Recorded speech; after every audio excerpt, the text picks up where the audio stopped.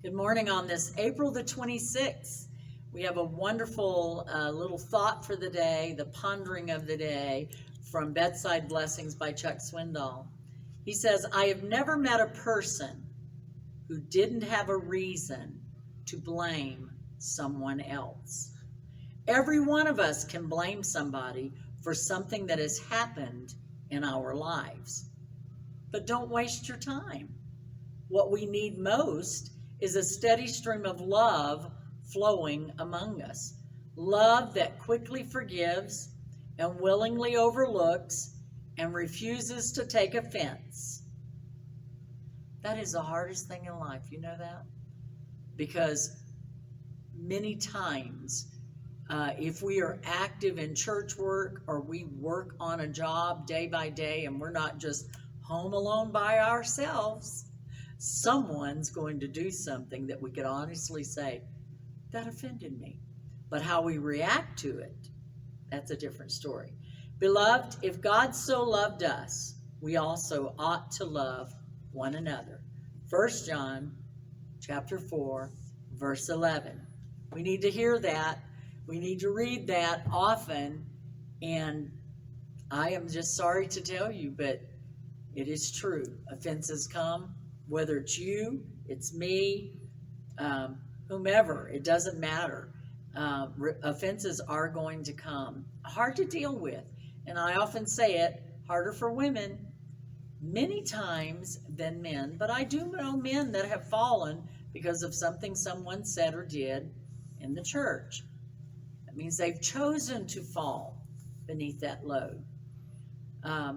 Recently, we had our district conference, and I thought about Brother Scott Graham just did a phenomenal job at our district conference last week, and he just did. He talked about if you have pain, then you're still alive to feel it. If you have pain, forget the mask. We've all had to be under mask. And in our city, we still are. Forget the mask. The truth is, though, and this is something I've thought about, and I even went to him after the service there. I went to Brother Graham, and I told him that, he preached such a phenomenal message, and I told him I know every person in ministry in this building could have come to him and said to him, that message you preached was for nobody but me. And then I looked at him and said, but it really is true.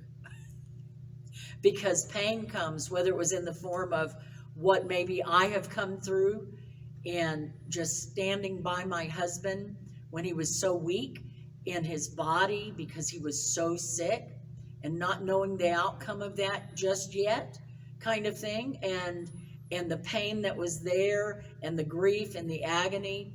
But offenses can keep people, if they allow it, from going back to church, just quitting their job on a secular job, quitting because they're hurt, they're harmed, they're offended. I have chosen in life that in spite of the times that maybe I have been offended and the pain was real, not just something like where my husband's pain was very real, and that when you love someone, you cannot bear in your spirit to see them hurting or so sick. That's a different thing. And I don't give up on God during those times.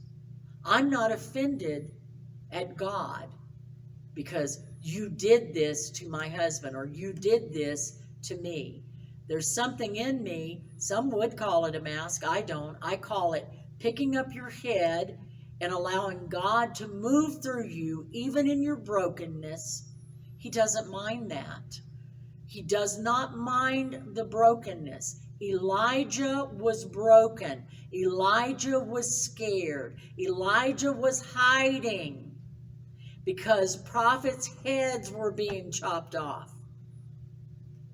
And he thought he was the only one and said that to the Lord.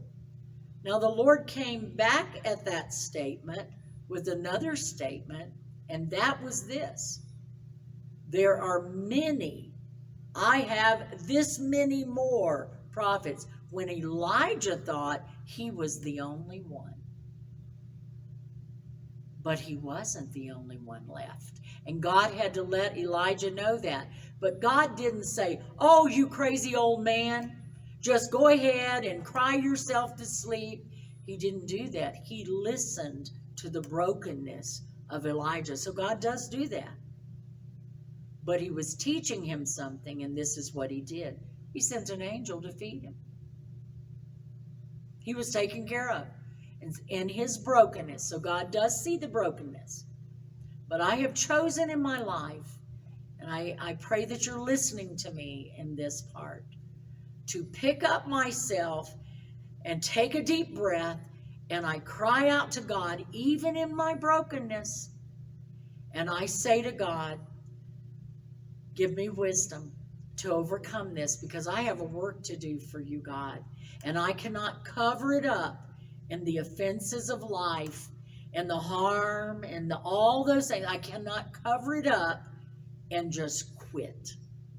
I can't do that. Some would say, oh, that's just wearing a mask.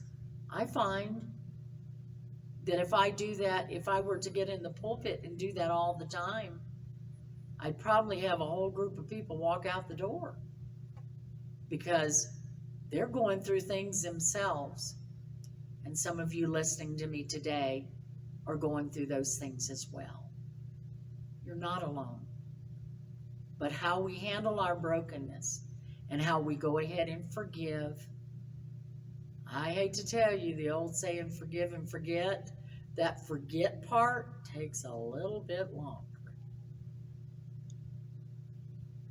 And tomorrow, what you ask God to forgive you of, and you forgave someone else, may come around again, that you need to speak that again.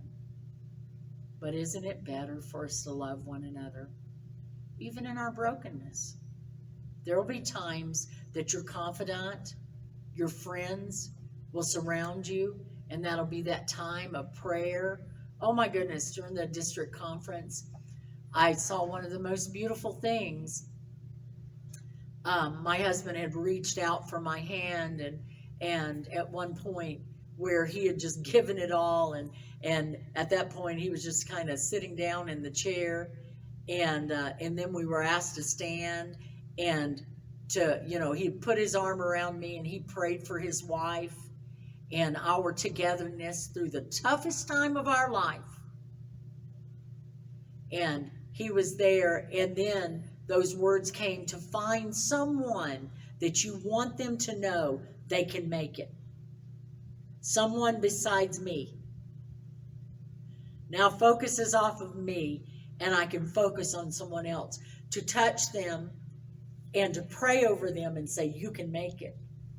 You're going to make it. Maybe someone that you even know, they're going through something. Or a younger person, in my case, that I want them to know, I believe in where God's taking you.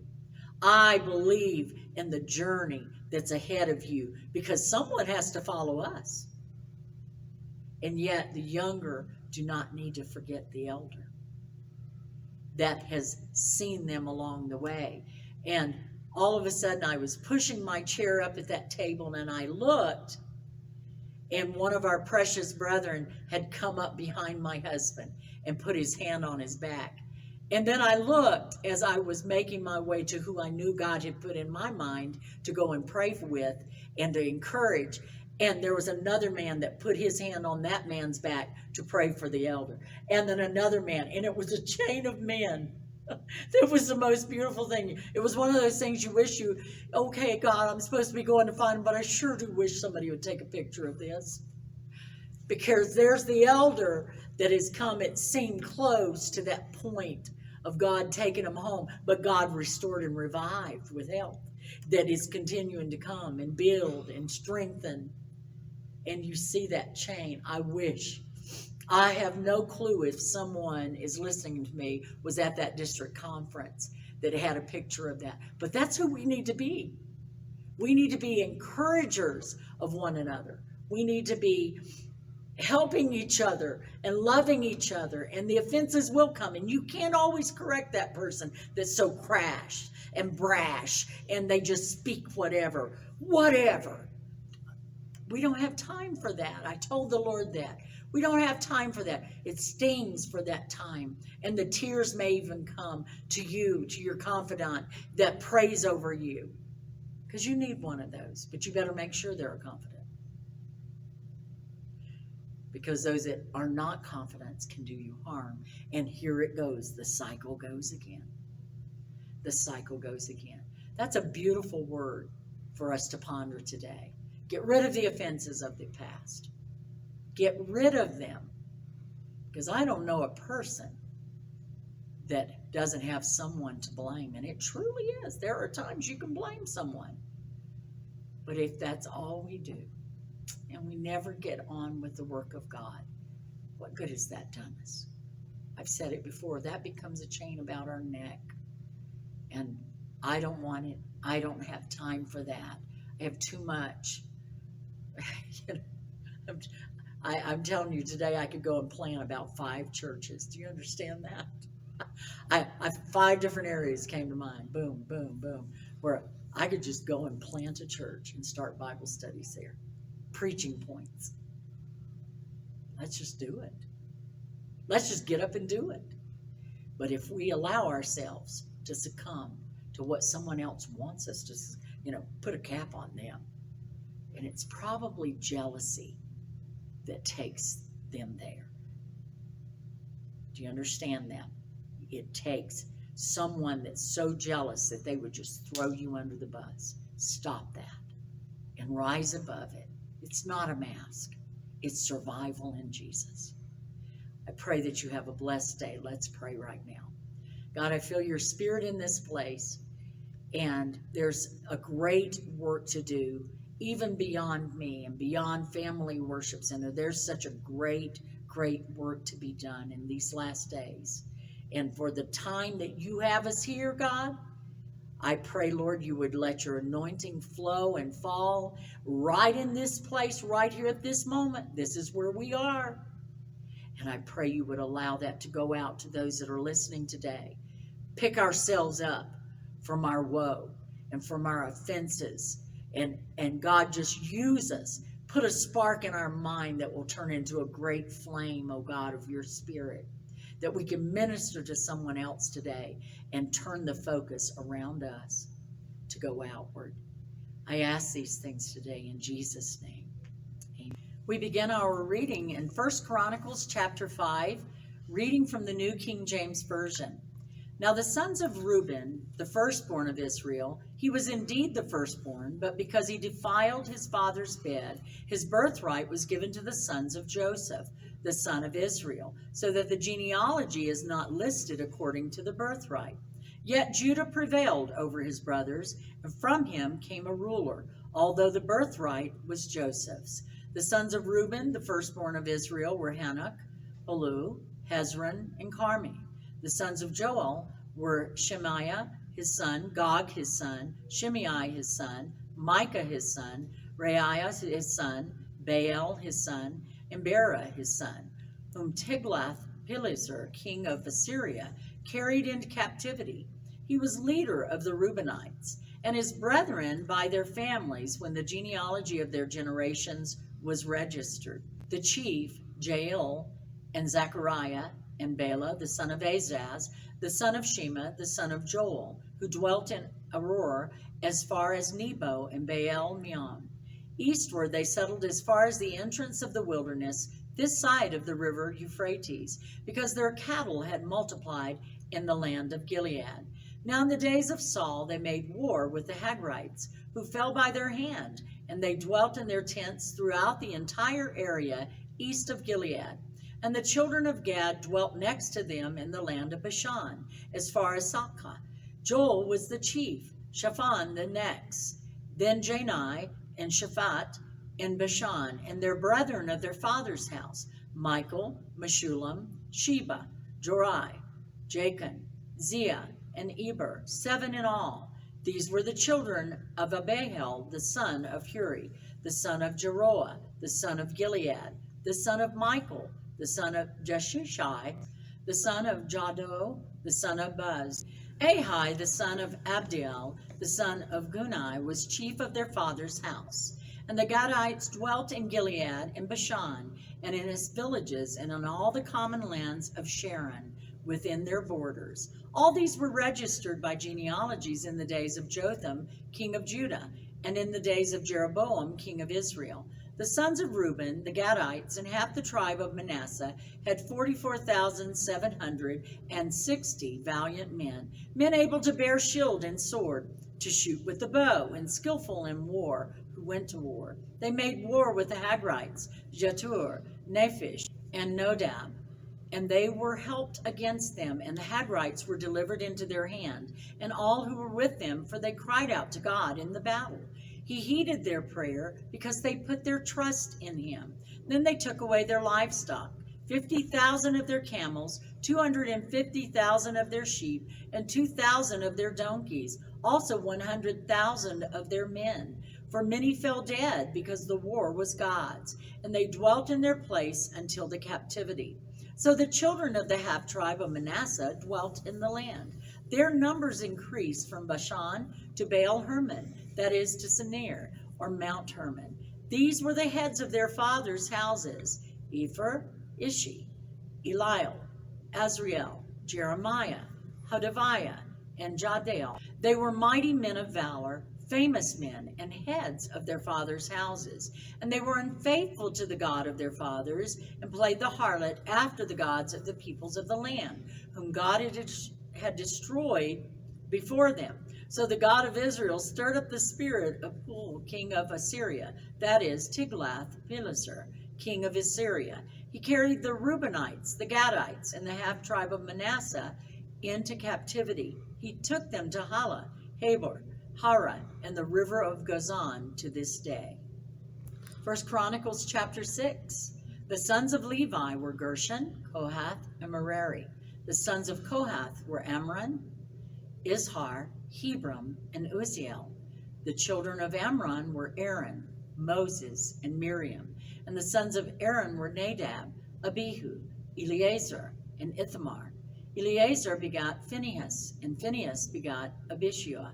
Abishua begot Bukai, and Bukai begot Uzi.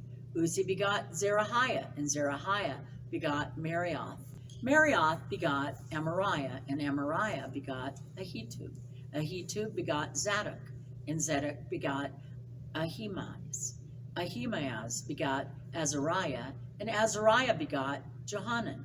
Johanan begot Azariah. It was he who ministered as priest in the temple that Solomon built in Jerusalem. Azariah begot Amariah, and Amariah begot Ahitub. Ahitub begot Zadok, and Zadok begot Shalom.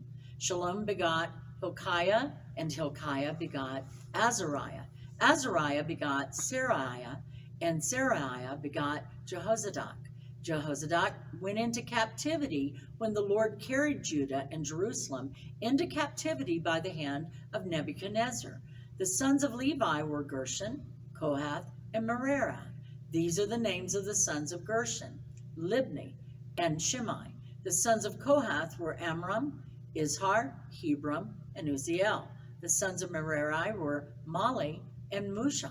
These are the families of the Levites according to their fathers. Of Gershon were Libni his son, Jahath his son, Zimmah his son, Joah his son, Iddo his son, Zerah his son, and Jeatherai his son. The sons of Kohath were Aminadab his son, Korah his son, Asir his son, Elkanah his son, Ebiasaph his son, Asir his son, Tahath his son, Uriel his son, Uzziah his son, and Shaul his son. The sons of Elkanah were Amasai and Ahimath. As for Elkanah, the sons of Elkanah were Zophai his son, Nahath his son, Eliab his son, Jeroham his son, and Elkanah his son. The sons of Samuel were Joel the firstborn, and Abijah the second. The sons of Merari were Mali, Libni his son, Shimei his son, Uzzah his son, Shimeah his son, Haggiah his son, and Asaiah his son. Now these are the men whom David appointed over the service of song in the house of the Lord after the ark came to rest. They were ministering with music before the dwelling place of the tabernacle of meeting until Solomon had built the house of the Lord in Jerusalem. And they served in their office according to their order. And these are the ones who ministered with their sons. Of the sons of the Kohathites were Heman, the singer, the son of Joel, the son of Samuel, the son of Elkanah, the son of Jeroham, the son of Eliel, the son of Toah, the son of Zuph, the son of Elkanah, the son of Mahath, the son of Amasai, the son of Elkanah, the son of Joel, the son of Azariah, the son of Zephaniah, the son of Tahath, the son of Asir, the son of Abiasaph, the son of Korah, the son of Izhar, the son of Kohath, the son of Levi, the son of Israel. And his brother Asaph, who stood at his right hand, was Asaph, the son of Berechiah, the son of Shimeah, the son of Michael, the son of Baasiah, the son of Malchijah, the son of Ethni, the son of Zerah, the son of Adiah, the son of Ethan, the son of Zimmah, the son of Shimei, the son of Jahath, the son of Gershon, the son of Levi. Their brethren, the sons of Merari, on the left hand, were Ethan, the son of Kishi, the son of Abdi, the son of Malach, the son of Hashabiah, the son of Amaziah, the son of Hilkiah, the son of Amzi, the son of Bani, the son of Shamir, the son of Malai, the son of Mushai, the son of Merari, the son of Levi. And their brethren, the Levites, were appointed to every kind of service of the tabernacle of the house of God. But Aaron and his sons offered sacrifices on the altar of burnt offering and on the altar of incense for all the work of the most holy place, and to make atonement for Israel according to all that Moses, the servant of God, had commanded. Now these are the sons of Aaron: Eleazar his son, Phinehas his son, Abishua his son, Bukai his son, Uzai his son, Zerahiah his son, Marioth his son, Amariah his son, Ahitub his son, Zadok his son, and Ahimaaz his son. Now these are their dwelling places throughout their settlements in their territory, for they were given by lot to the sons of Aaron of the family of the Kohathites. They gave them Hebron in the land of Judah, with its surrounding common lands, but the fields of the city and its villages they gave to Caleb, the son of Jephunneh. And to the sons of Aaron they gave one of the cities of refuge, Hebron, also Libnah with its common lands, Jatir, Eshtemoa with its common lands, Helon with its common lands, Debir with its common lands, Ashan with its common lands, and Beth Shemesh with its common lands. From the tribe of Benjamin, Geba with its common lands, Alameth with its common lands, and Anathoth with its common lands. All their cities among their families were 13. To the rest of the family of the tribe of the Kohathites, they gave by lot 10 cities from half the tribe of Manasseh. To the sons of Gershon throughout their families, they gave 13 cities from the tribe of Issachar, from the tribe of Asher, from the tribe of Naphtali, and from the tribe of Manasseh and Bashan.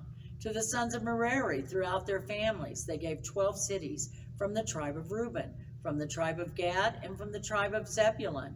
So the children of Israel gave these cities with their common lands to the Levites, and they gave by lot from the tribe of the children of Judah, from the tribe of the children of Simeon, from the tribe of the children of Benjamin, these cities which are called by their names. Now some of the families of the sons of Kohath were given cities as their territory from the tribe of Ephraim, and they gave them one of the cities of refuge, Shechem with its common lands, and the mountains of Ephraim, also Gezer with its common lands, Jokmeam with its common lands, Beth-horon with its common lands, Aijalon with its common lands, and Gath-rimmon with its common lands. And from the half-tribe of Manasseh, Aner with its common lands, and Bileam with its common lands, for the rest of the family of the sons of Kohath.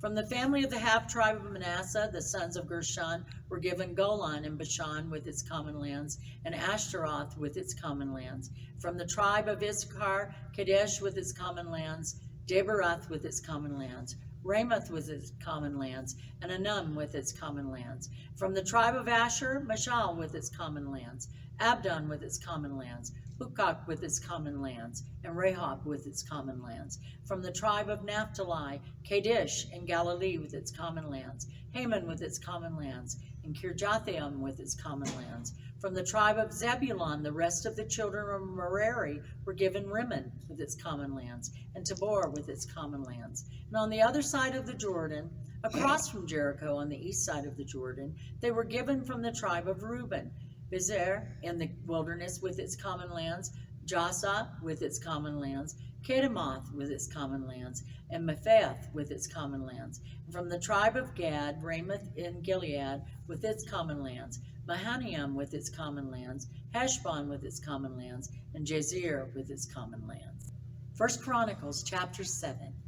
The sons of Issachar were Tola, Puah, Jashub, and Shimron, 4 in all. The sons of Tola were Uzai, Raphi, Jeriel, Jama, Jibson, and Shemiel, heads of their father's house. The sons of Tola were mighty men of valor in their generations. Their number in the days of David was 22,600. The sons of Uzai were Izariah, and the sons of Izariah were Michael, Obadiah, Joel, and Ishiah. All 5 of them were chief men, and with them by their generations, according to their fathers' houses, were 36,000 troops ready for war, for they had many wives and sons. Now their brethren among all the families of Issachar were mighty men of valor, listed by their genealogies, 87,000 in all. The sons of Benjamin were Bela, Becher, and Jadiel, 3 in all. The sons of Bela were Esbon, Uzzi, Uziel, Jeremoth, and Eri, 5 in all. They were heads of their fathers' houses, and they were listed by their genealogies, 22,034 mighty men of valor. The sons of Becher were Zemira, Joash, Eleazar, Elionai, Omri, Jeremoth, Abijah, Anathoth, and Alemeth. All these are the son of Becher, and they were recorded by genealogy according to their generations. Heads of their fathers' houses, 20,200 mighty men of valor. The son of Jediel was Bilhan, and the sons of Bilhan were Jeus, Benjamin, Ehud, Kenaniah, Ahishahar. All these sons of Jediel were heads of their fathers' houses. There were 17,200 mighty men of valor, fit to go out for war and battle. Shuppim and Huppim were the sons of Air, and Hushim was the son of Hur. The sons of Naphtali were Jaziel, Gunai, Jazir, and Shalom, the sons of Bilhan. The descendants of Manasseh, his Syrian concubine, bore him Machir, the father of Gilead, the father of Asriel. Machir took as his wife the sister of Huppim and Shuppim, whose name was Maacah. The name of Gilead's grandson was Zelophehad, but Zelophehad begot only daughters. Maacah, the wife of Machir, bore a son, and she called his name Peresh. The name of his brother was Sheresh, and his sons were Ulam and Rekem. The son of Ulam was Bedan. These were the descendants of Gilead, the son of Machir, the son of Manasseh. His sister Homeleketh bore Ishhad, Ebiezer, and Mala. And the sons of Shemitah were Ahian, Shechem, Bekai, and Aniam. The sons of Ephraim were Shulatha, Bered, his son, Tahath, his son, Eladah, his son, Tahath, his son, Zabad, his son, Shuthula, his son, Ezer, and Eliad.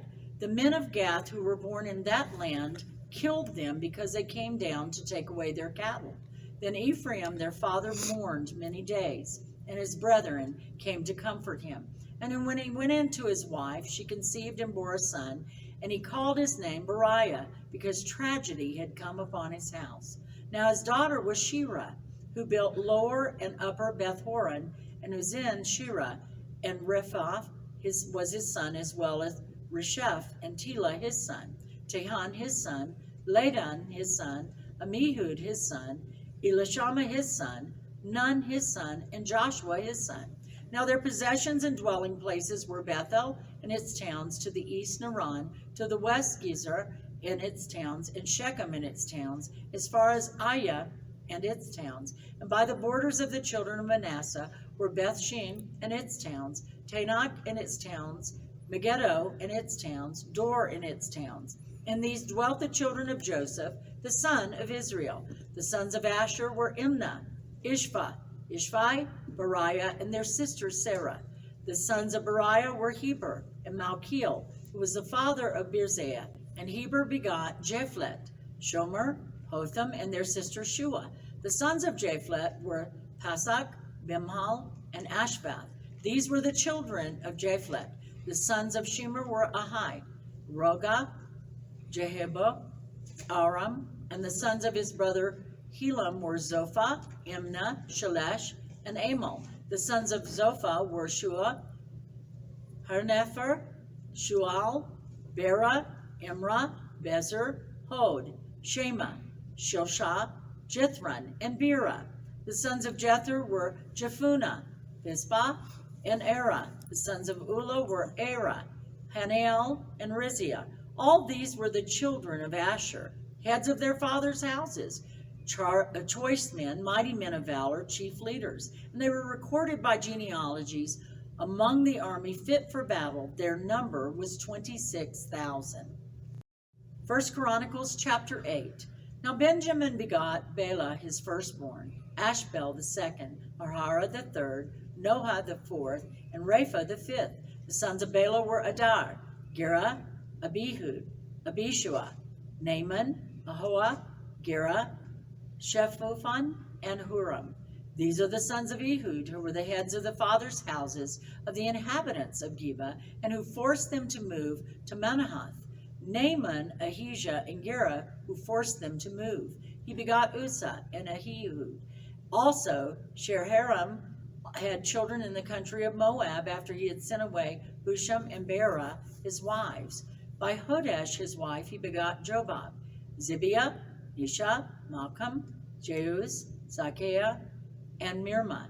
These were his sons, heads of their fathers' houses. And by Husham he begot Abitub and Elpal. The sons of Elpal were Eber, Nisham, and Shemed, who built Ono and Lud with its towns, and Beriah and Shema, who were heads of their fathers' houses of the inhabitants of Ajalon, who drove out the inhabitants of Gath, Ahio, Shashak, Jeremoth, Zebediah, Arad, Eder, Michael, Ispa, and Joha were the sons of Beriah. Zebediah, Meshullam, Izkai, Heber, Ishmerai, Jizliah, and Jobab were the sons of Elpal.